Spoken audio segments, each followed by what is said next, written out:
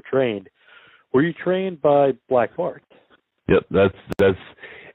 I mean, the ring still said it was the world class ring, and the ring even said world class championship wrestling on it. It had like the picture of like Von Erich with the claw on the guy, but the show itself was not called world class championship wrestling. I think the show was called CWA, although the ring said world class championship wrestling.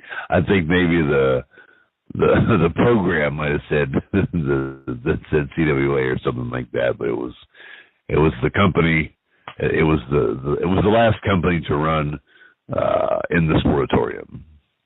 It was CWA, I think it was called. What were you doing down there, or were you living down there? I was in the Army, and at that point I was stationed in Fort Hood. They invited me to come up to the Sportatorium for a tryout. And the Army was paying the bills. I never had any ambitions of wrestling or anything like that. But I thought, well, this is pretty cool. I'm in okay shape, or so I thought. I'll go up here and go to the Sportatorium, and I'll be in a wrestling ring, and there'll be real wrestlers, and this will be kind of cool to say I did it. And wrestling schools were a lot different back then. Back then, nowadays you just pay so much a week or so much a month, and it just goes on for whatever certain amount of time, and then whenever the agreed upon time limit has elapsed, you then proclaim yourself a professional wrestler. They just kind of string you along to get all this money, but when I got in, you had to pay a bunch of money all up front, and they beat the shit out of you to try to get you to leave because they already had your money. Now your problem is you're sticking around, so they wanted to beat your ass as bad as they could. And it was a pretty hefty sum. It was 4 digits, and then some I had to pay just for this damn tryout.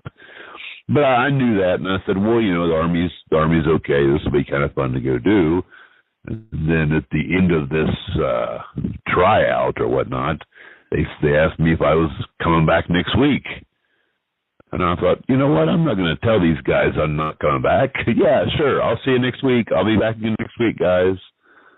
And I said to myself, I'm just going to keep coming back until they tell me not to come back.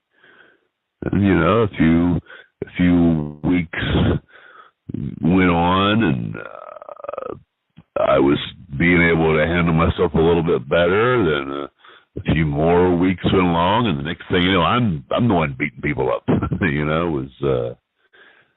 was just a lot different.